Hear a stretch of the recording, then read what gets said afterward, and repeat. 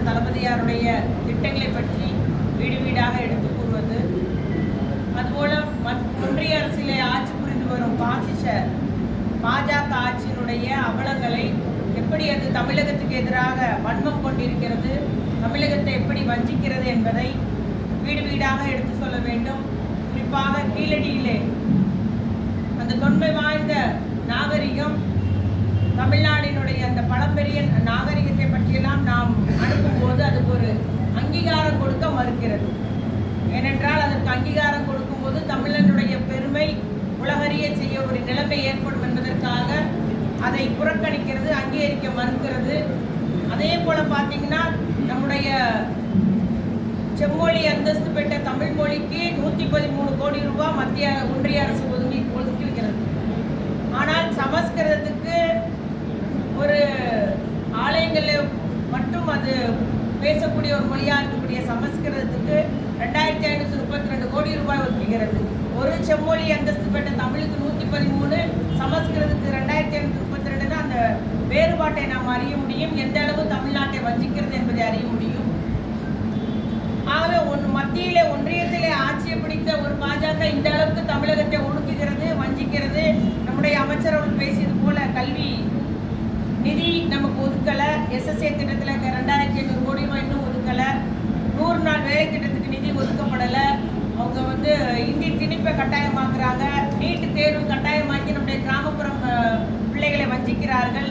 புதிய கல்விக் கொள்கையின் மூலம் நம்முடைய கிராமப்புற பிள்ளைகள் எல்லாம் உயர்கல்வி பெறுவதற்கு நமக்கு மறுக்கப்படுகிறது. இப்படின்ற ஒரு நிலையில் படிப்படியாக இந்த நம்முடைய ஒன்றிய அரசு தொகுதி சீரமைப்புன்னு சொல்லிட்டு மக்கள் தொகை அடிப்படையில் தொகுதி சீரமைப்பு சொல்லும்போது நம்மளுடைய பிரதிநிதித்துவம், தமிழகத்தினுடைய பிரதிநிதித்துவம் பாராளுமன்றத்தில் குறைய வாய்ப்பு இருக்கிறது. அதுக்கு இன்ன வரைக்கும் ஒரு பதிலும் சொல்ல மாட்டேங்கிறாங்க.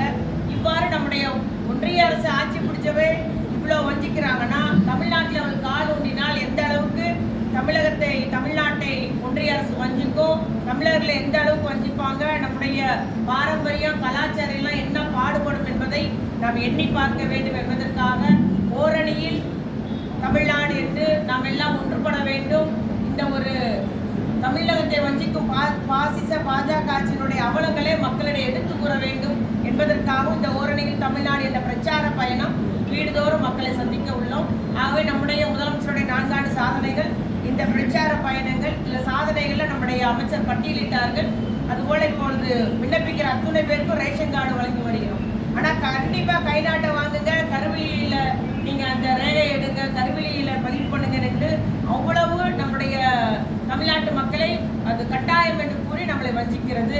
அதனால கிராமப்புற மக்களும் சரி, எங்கெங்க அந்த நெட்டு கனெக்ஷன் இல்லாமல் எவ்வளோ சிரமப்படுறாங்க என்பதை நம்ம கண்கூட பார்க்குறோம். ஆனால் ஒன்றிய அரசு அது கட்டாயம் செய்யணும் அப்படின்னு சொல்லிட்டு தமிழ்நாட்டை அவ்வளோ ஒரு வஞ்சிக்கிற நிலையில தான் இருக்குது. இவ்வாறு ஒன்றொன்னா நம்ம சொல்லிட்டு இருக்கோம். இப்போ ரேஷன் கடையில் தரமான அரிசி வழங்குறாங்க. நம்முடைய முதலமைச்சர் ஆட்சி வந்தப்புறம் கிட்டத்தட்ட 2500 கோயிலுக்கு மேலே கும்பாபிஷேகம் நடைபெறுகிறது.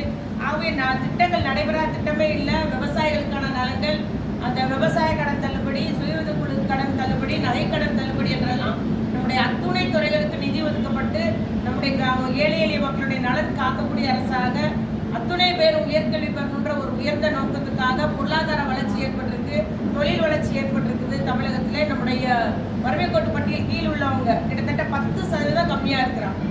ஆகிய அகில இந்திய அளவில் 11%, ஆனால் தமிழ்நாட்டில் 1% தான். இவ்வளோ தனிநபர் வருமானம் உயர்ந்திருக்குது. இவ்வாறு நாம் பட்டியலிட்டு கொண்டே போகலாம் நம்முடைய முதலமைச்சருடைய ஆட்சியின் சாதனையை. ஆகவே வீடு வீடாக சந்தித்து இந்த நாம் எல்லாம் ஓரணியில் ஒன்றாக கூட வேண்டிய, ஒன்றாக சேர வேண்டிய அவசியத்தை எடுத்து கூறியும், நம்முடைய தமிழ்நாடு அரசினுடைய சாதனைகளை எடுத்து கூறியும், பாசிச பாஜக அரசினுடைய நமக்கு அவர்கள் இழைக்கும் அந்த அநீதியை எடுத்து கூறியும் பிரச்சார பயணம் இதை மேற்கொள்ள இருக்கிறது. நம்முடைய முதலமைச்சருடைய உத்தரவுப்படி எல்லா மாவட்ட செயலாளர்களும் அமைச்சர்களும் இதற்கு முன்னெடுப்பு எடுக்கிறார்கள்.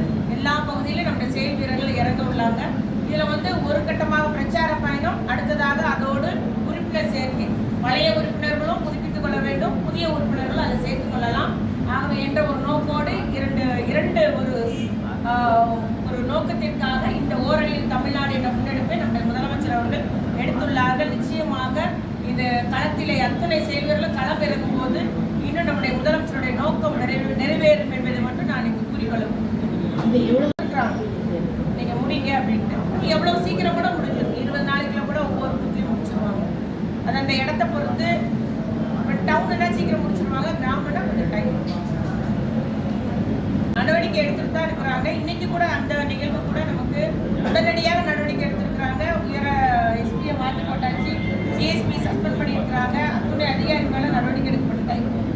செய்யப்பட்டிருக்கிறாங்க. அதனால் நடவடிக்கைன்றது இல்லை, முதலமைச்சர் கண்டுகொள்ளவே இல்லை அப்படின்றத நாங்கள் முழுமையாக மறுக்கிறோம். அப்படி இல்லை, உடனடியாக முதலமைச்சர் நடவடிக்கை எடுத்து வருகிறாரு. இவரை போல எடப்பாடி போல நான் தொலைக்காட்சியில் தான் பார்த்தேன்னு சொல்லலை. நம்முடைய சாத்தாங்குளம் நிகழ்வில் கோர்ட்டு உத்தரவு போட்டப்போ தான் நடவடிக்கை எடுக்கப்பட்டது. அந்த ஒரு நிலையில இல்லை இந்த அரசு. மிக கவனமாக கண்ணும் கருத்துமாக விழிப்போடு நம்முடைய முதலமைச்சர் அவர்கள் செயல்பட்டு வருகிறார். கழகத்தினுடைய தலைவர் அவர்கள் ஓரணியில் தமிழ்நாடு என்ற முன்னெடுப்பை அறிவுறுத்தி அந்த வகையிலே அரசினுடைய 4 ஆண்டு கால சாதனைகளையும் விளக்கி, அதுபோல மத்திய பாரதிய ஜனதா அரசாங்கத்தால் தமிழ்நாடு அரசாங்கம் வஞ்சிக்கப்படுகின்ற நிகழ்வுகளெல்லாம் வலியுறுத்துகின்ற வகையிலே ஒவ்வொரு கிராமமாக ஒவ்வொரு வீடாக சென்று மக்களை சந்திக்க வேண்டும் என்ற வகையிலே சந்தித்து புதிய உறுப்பினர்களை சேர்க்கின்ற பணிகளையும் செய்ய வேண்டும் என்ற வகையிலே அறிவித்திருக்கிறார்கள். இன்னைக்கு குறிப்பாக சொல்ல வேண்டும் என்று சொன்னால், மாண்புமிகு தமிழகத்துடைய முதலமைச்சர் அவர்களுடைய சாதனைகள் என்பது நீர் குமிழியைப் போல குமிழியாக தோன்றி மறைவதில்லை. நிரந்தரமாக அவர்களுக்கு பாதுகாக்கக்கூடிய திட்டத்தை தந்திருக்கின்ற முதலமைச்சராக நம்முடைய முதலமைச்சர் அவர்கள் தந்திருக்கின்றார்கள். விடியல் பயணம், இந்த விடியல் பயணத்தின் மூலம் இன்றைக்கு டவுன் பஸ்ஸில் சாதாரணமாக மக்கள் எங்கு வேண்டுமானாலும் ஏறி சென்று அவர்களுடைய செயல்களை செய்ய முடியும் என்ற நிலைகளை உருவாக்கி இருக்கின்ற முதலமைச்சராக நம்முடைய தமிழ்நாடு முதலமைச்சர் அவர்கள் அறிவித்திருக்கிறார்கள். அதுபோல கலைஞர் மகளிர் உரிமை தொகையை 1000 ரூபாய் வழங்குவேன் என்று அறிவித்திருந்தார்கள். அதுபோல இன்றைக்கு மகளிர் உரிமை தொகையை 1000 ரூபாய் வழங்குவது மட்டுமில்லாமல் விடுபட்ட மகளிர்களுக்கும் அந்த குறைகளெல்லாம் ஆய்வு செய்து அதையும் வழங்க இருக்கின்றோம் என்ற வகையிலே தமிழகத்தினுடைய முதலமைச்சர் அவர்கள் அறிவித்திருக்கின்றார்கள். இன்றைக்கு குறிப்பாக சொல்ல வேண்டும் என்று சொன்னால், கிராமப்புறத்தினுடைய வளர்ச்சிக்கு மகளிர் சுய உதவி குழுக்கள் முக்கியமான அங்கமாக வழங்குகின்றது. அதனால மகளிர் சுய உதவி குழுக்களுக்கு எந்தெந்த வகைகள் உதவ வேண்டும், எந்தெந்த வகையிலே கடன் வழங்க வேண்டும், அந்த வகையிலே கிராமத்தில் உள்ள நிலைகள் உயர வேண்டும் என்று நினைக்கின்ற வகையிலே மாண்புமிகு தமிழகத்தினுடைய முதலமைச்சர் அவர்கள் இந்த திட்டத்தை தந்திருக்கின்றார்கள். அதுபோல புதுமை பெண் திட்டம், புதுமை பெண் திட்டம், புதுமை பெண் திட்டம், தமிழ் புதவன் திட்டம் என்பது இன்றைக்கு அவன் அரசு பள்ளி, அரசு உதவி பெறுகின்ற பள்ளியிலே படித்து கல்லூரிக்கு 12 படித்து கல்லூரிக்கு செல்கின்ற போது மாதந்தோறும் அவருக்கு 1000 ரூபாய் வழங்கக்கூடிய திட்டத்தை முதலமைச்சர் அவர்கள் அறிவித்திருக்கிறார்கள் என்று சொன்னால், அந்த மாணவன் கல்லூரிக்கு செல்ல வேண்டும், அவன் படித்தவனாக உயர வேண்டும் என்ற வகையிலே மாண்புமிகு தமிழகத்துடைய முதலமைச்சர் அவர்கள் அருமையான ஒரு திட்டத்தை தமிழகத்திலே கல்வி படிக்காதவர்களே இல்லை, கல்லூரிக்கு செல்லாதவர்களே இல்லை என்ற நிலையை உருவாக்குவதற்கான திட்டங்களை தந்திருக்கின்ற முதலமைச்சராக நம்முடைய முதலமைச்சர் அவர்கள் விளங்கி இருக்கின்றார்கள்.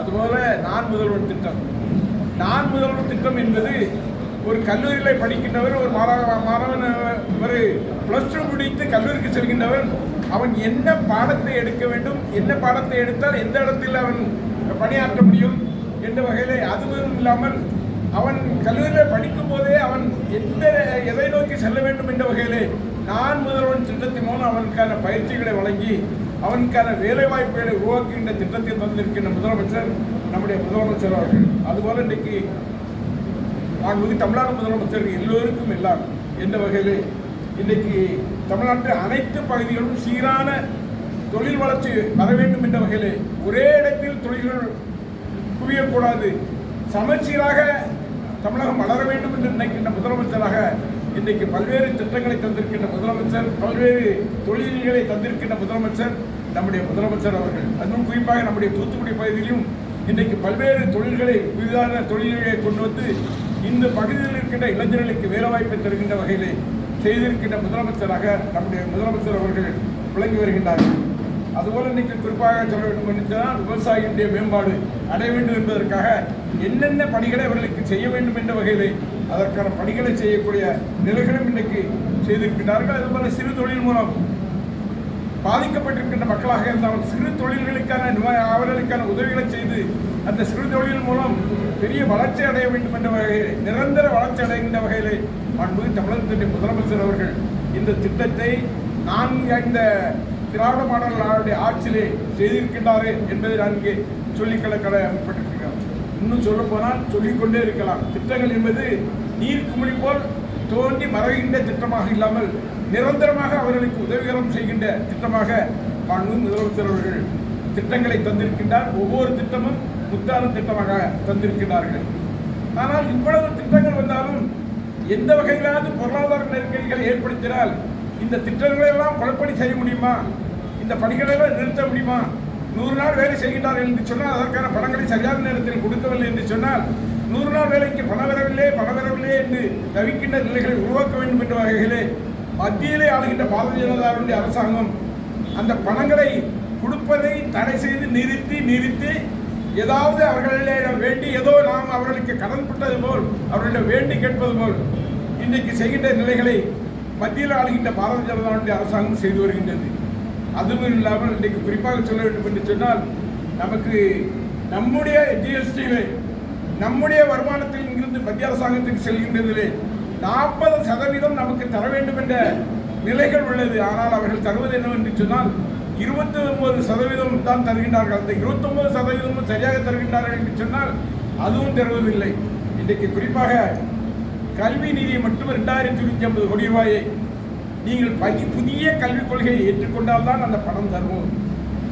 இந்த புதிய கொள்கையை ஏற்காவிட்டால் நாங்கள் தரமாட்டோம் என்ற வகையிலே அங்கே மத்தியில் இருக்கின்ற கல்வித்துறையுடைய அமைச்சர் அவர்கள் சொல்கின்றார்கள் என்று சொன்னால் எந்த வகையிலே சொல்கின்றார் என்று சொன்னால் கடந்த காலங்களிலே சொல்வார்களே வீரபாண்டிய கட்டபொம்மனுடைய படம் பார்க்கின்ற போது அந்த படத்தில் வரும் ஒரு வசனம் அதில் வருகின்ற போது ஜாக்சன் துறையிடம் கேட்பார்கள், எல்லா பழையக்காரர்களும் பணிந்து விட்டார்கள், பயனடைகின்றார்கள், நீ மட்டும் ஏன் படியாமல் இருக்கின்றாய் அப்படின்னு கேட்கின்ற போது வீரபாண்டிய கட்டபொம்மன் சொல்வார், நான் ஒருவன் மட்டும் படியாமல் இருப்பதால் உங்களுக்கு என்ன நஷ்டம், அதனால் என்ன நஷ்டம் என்று கேட்பானே. அதுபோல தமிழகம் மட்டும் அந்த நிலைகளை செய்கின்ற போது அதனால் மத்திய அரசாங்கத்திற்கு என்ன இடர்பாடு இருக்கின்றது, அதிலே புதிய கல்விக் கொள்கை என்ற கல்விக் கொள்கையை கொண்டு வந்து அதை நடைமுறைப்படுத்த வேண்டும்.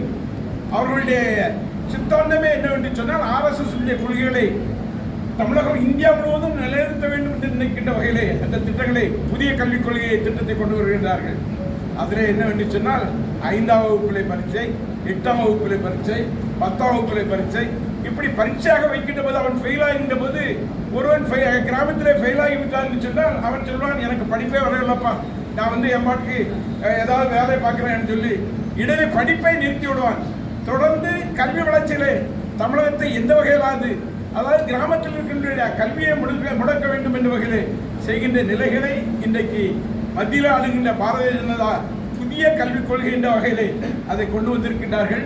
அது மட்டுமல்ல, இன்றைக்கு மும்மொழி கொள்கையை நீங்கள் நடைமுறைப்படுத்தினால்தான் நாங்கள் உங்களுக்கு ஒத்துழைப்பாக இருக்கும் என்று சொல்கின்றார்கள் என்று சொன்னால், இன்றைக்கு சமீபத்தில் கூட நம்முடைய தமிழகத்தினுடைய முதலமைச்சருடைய எண்ணங்களை நிறைவேற்றுகின்ற வகையிலே இன்றைக்கு மகாராஷ்டிராவிலே நடந்த நிலைகளை சொல்ல வேண்டும் என்று சொன்னால், அங்கே மராட்டியமும் இந்தியும் தான், மராட்டியமும் இங்கிலீஷில் தான் படிப்போம், மும்மொழி கொள்கையாக நாங்கள் இந்தியை ஏற்க மாட்டோம் என்ற வகையிலே இன்றைக்கு பாரதிய ஜனதாவுடைய கூட்டிலே இருக்கின்ற ஒரு அரசாங்கம் இன்றைக்கு சொல்கின்றது என்று சொன்னால், இன்றைக்கு ஒவ்வொருவருடைய இன்றைக்கு தமிழகத்தின் முதலமைச்சருடைய எண்ணங்களை அங்கே நிறைவேற்றக்கூடிய பணிகளை இன்றைக்கு எல்லா மாநிலங்களும் அதனுடைய தொடர்ச்சியாக இன்றைக்கு வருகின்றது. அந்த வகையிலே இன்றைக்கு இருமொழி கொள்கை தான் எங்களுடைய கொள்கை. ஆங்கிலமும் தமிழும், தமிழும் ஆங்கிலமும் இன்று பேரறிஞர் அண்ணா அவர்களுடைய கொள்கையாக, கலைஞருடைய கொள்கையாக, தமிழக முதலமைச்சருடைய கொள்கையாக அந்த கொள்கையை இன்றைக்கு சொல்லார் என்று சொன்னால், கடந்த காலங்களிலே ஹிந்தி போராட்டம் நடந்தது. இந்தி போராட்டம் என்பது கட்டாய இந்தி திணிப்பை எதிர்த்து போராட்டம் நடந்தது. இந்தி படிக்கக்கூடாது என்பதற்காக அல்ல, இந்தி மட்டுமல்ல, கன்னடத்தையும் படிப்போம், மலையாளத்தையும் படிப்போம், தெலுங்கையும் படிப்போம். ஆனால் நாங்கள் விருப்பப்பட்டு படிக்கின்ற பாடமாக அது அமையும். ஆனால் இந்த இந்தி திணிக்கின்ற போராட்டம் நடைபெறுகின்ற போது அன்றைய பாரதத்தினுடைய பிரதமராக இருந்த ஜவஹர்லால் நேரு அவர்கள் சொன்னார்கள், நீங்கள் விரும்புகின்ற வரை இருமொழி கொள்கையை வைத்துக் கொள்ளலாம் என்ற உறுதிமொழியை அன்றைக்கு பாராளுமன்றத்தில் அன்றைய பாரதத்தின் பிரதமராக இருந்த நேரு அவர்கள் தந்தார்கள். இப்படியாக எந்த வகையிலாவது நிதி நெருக்கடியை ஏற்படுத்துவது, கல்வியில் வளர்ச்சியை தடுப்பது, இது போன்ற நிலைகளை இன்றைக்கு மத்தியில் இருக்கின்ற பாரதிய அரசாங்கம் இன்றைக்கு செய்து வருகின்றது. எந்த வகையிலாவது தமிழ்நாட்டிற்குள் உள்ளே நுழைந்து விட வேண்டும், நாம் நுழைய முடியவில்லை. தொடர்ந்து பாராளுமன்ற தேர்தல் வருகின்ற போது 40க்கு 40 தோற்கின்றோம். எந்த வகையில் நாம் வெற்றி பெற முடியவில்லை. அந்த வகையில் யாராவது பிடித்து போக வேண்டும் என்ற வகையிலே அன்றைக்கு அதற்கு உறுதுணையாக அதிமுகவினுடைய அதிமுகவை கையில் பிடித்து எடப்பாடியை கையில் பிடித்து மிரட்டி வைத்து கூட்டணியை அமைத்துக் கொண்டு எந்த வகையிலாவது தமிழ்நாட்டில் உள்ள நுழைந்து விட்டால் நம்முடைய எண்ணங்களை யாரிடம் சொல்ல வேண்டியதில்லை, நாமே நிறைவேற்றி விடலாம் என்ற வகையில் இன்றைக்கு பாரதிய ஜனதாவுடைய அரசாங்கம் இன்றைக்கு திட்டம் தீட்டுகின்றார்கள் என்றால் சொன்னால் இந்த திட்டங்களை எல்லாம் தவிடுபடியாக்கின்ற வகையில் இன்றைக்கு உரிமை, தமிழ்நாட்டின் உரிமை, மண்மொழி மானம் காத்திட ஓரணியில் செல்லணும் என்ற வகையிலே நம்முடைய தமிழகத்தினுடைய முதலமைச்சர் அவர்கள், நம்முடைய தலைவர் அவர்கள் இன்றைக்கு உத்தரவு வழங்கியிருக்கின்றார்கள். அந்த வகையிலே கிராமம் கிராமமாக சென்று, நகரமாக சென்று, ஒவ்வொரு வீடாக சென்று அவர்கள் நம்மிடம் உறுப்பினராக ஆகின்றார்களோ இல்லையோ, ஆனால் மத்திய அரசாங்கத்தால் இன்றைக்கு இல்லை, ஒன்றிய அரசாங்கம், பாரதிய அரசாங்கத்தால் நாம் எவ்வளவெல்லாம் பாதிக்கப்படுகின்றோம், நாம் என்னென்ன பணிகளை நாம் செய்திருக்கின்றோம், இந்த அரசாங்கம் 4 வருட காலத்திலே மக்களுக்கு என்ன நன்மைகளை நாம் செய்திருக்கின்றார் என்பதை விளக்க வேண்டும் என்ற வகையில் அறிவுறுத்தியிருக்கின்றார்கள். அந்த வகையிலே தமிழகத்தினுடைய முதலமைச்சருடைய எண்ணங்களை நிறைவேற்றுகின்ற வகையிலே எல்லா பணிகளையும் இயக்கத்தினுடைய தோழர்கள் இன்றைக்கு செய்வதற்கு தயாராக இருக்கின்றார்கள். வர இருக்கின்ற காலத்திலே இன்றைக்கு 7வது முறையாகவும் திராவிட முன்னேற்ற கழகத்தினுடைய முதலமைச்சராக வருவார்கள். 2வது தடவையும் தமிழகத்தின் முதலமைச்சராக மரியாதைக்குரிய நம்முடைய தலைவர் தளபதி அவர்கள் வருவார்கள் என்ற உறுதியோடு இன்றைக்கு இயக்கத்தினுடைய சகோதரர்கள் அத்தனை பேரும் பணியாற்றுகின்றார்கள்.